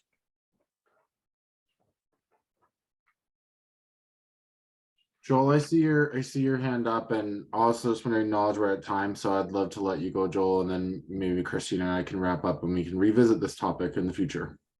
Sounds great. Yeah, the issue of equity, of course, has a lot of facets, and the challenge is always taking a definition of equity and then translating it down to a particular topic. So the city does have a definition of equity. It's in our comprehensive plan, which is the overall plan that Blueprint Denver is a supplement to. But if you're already looking in Blueprint Denver, you can find that same definition of equity at the bottom of page 30. And the first sentence of which is, equity is when everyone, regardless of who they are or where they come from, has the opportunity to thrive. And then it goes on for a few more sentences. So the question for any effort like this is how to translate no matter where you are, no matter where you live, no matter what your background is, you have the opportunity. And how do you interpret that in the role of equity and rezoning, which is what we're talking about. And so it raises topics like, who has the familiarity to be involved? Is that a barrier, the specialist knowledge that you might have gained by going to law school, you might have gained by attending ZAP, but very few people have, can be an element. Another is renters versus owners. Council District 1 took a huge step forward in getting the city to do mail notifications within a certain distance of all rezonings. But you know what? That goes to owners, doesn't go to tenants. So if you look at that and say, well, depending on who you are and how you live, are you given the same opportunity? Well, that's something this group is looking at. Specifically, Jerry asked, why are we doing this? And Councilwoman Sandoval, Jerry, you're not muted. There you are. Councilwoman Sandoval, yes, absolutely pushed to get this on the agenda, but is one of the many things that in the 20-year scope of Blueprint Denver it calls for. So if you're looking for specific citations, page the very end of page 67 talks about this, but more specifically page 74 has 2 columns that talk about we need to do more in certain aspects of bringing equity to the rezoning process specifically. So what CPD does and their executive director and the mayor's office is when they're looking at their work plan for a year or a couple of years in advance, they're taking things that we have collectively said we want to work on, deciding what to work on next. And with a push from several council members and the importance to the community, this bubbled up to the top, but it wasn't invented out of whole cloth. Blueprint Denver called on us to do this, and I'm glad it's happening early in the life of Blueprint Denver and not being pushed to the end of a 20-year period. Thank you for that, Joel. I really appreciate it. And I just want to acknowledge in the chat here, people are asking if Councilwoman Sandoval has the resources to keep this going. It seems to me like perhaps we could send a letter from the ZAP chairs just encouraging this process to continue, implement what they can, bring you all back together as soon as possible. I would agree with you, Joel. It's incredibly important. Of all of the 100 recommendations in Blueprint, and I sat on the task force representing INC, this is a foundational piece. I agree that it's also in our plan. And of course, in the last 3 years, we've seen the reckoning that the communities who feel like they haven't been equitably treated have been asking for. I want to remind everybody that actually INC held up the Blueprint task force for almost 6 months. One of the basis of that was that 2% of the respondents to the surveying and the work were Black. We know that's not representative of the people in the community. And that comes back to the outreach and community engagements and civic education. And so I don't know if you feel comfortable with that, Christine, I'm just throwing it out there, but it seems to me like what I've heard from the members that come here regularly and sit on the task force and Councilwoman Sandoval, a letter seems appropriate to say that we believe in this process and we want to see it move forward. I think we could summarize that we heard that, but remember where Inc. is sort of trying not to take positions without votes, and I think that's important, but we certainly could summarize what we heard at this meeting and submit that. That's my feeling. But if there's anybody who, we have Drew on, our president. If you feel comfortable with that, Drew, I think that seems like a good path forward from this. Yes, I would. Ian, say again, please, but I feel comfortable with us summarizing a letter of what we've heard here. I think so. Yes. Yeah, that's what I thought you said, but I was like, yeah. Should we work on that, Ian and Christine? Yeah, but Just a without summary. without a position, I mean, we really have to keep in mind the bylaws and our standing. Right, and we have to have opposing opinions, and we would need to vet it. So I think just sort of a summary of this discussion. I mean, I'll be honest, it's in the blueprint plan, which we participated on. Feels very similar to me when we've laid out our support from our platforms for issues. I think equity has been in the discussion that we've been having internally with our board. It seems to me like there isn't really an oppositional point of view here. It's been the entire direction of our work here. I think the thrust of the effort is broadly supported. by the bylaws and even the DEI policy we're adopting. So I Yeah. don't think that's problematic at all. I think this effort is great. I think that we really need to submit a letter as feedback to the committee, the advisory committee, and the staff that's working on it. I think we have to be careful here as INC. That's what. I think, Christine, that makes a lot of sense. I mean, is that, yeah, it's as feedback to the committees because it's an ongoing discussion.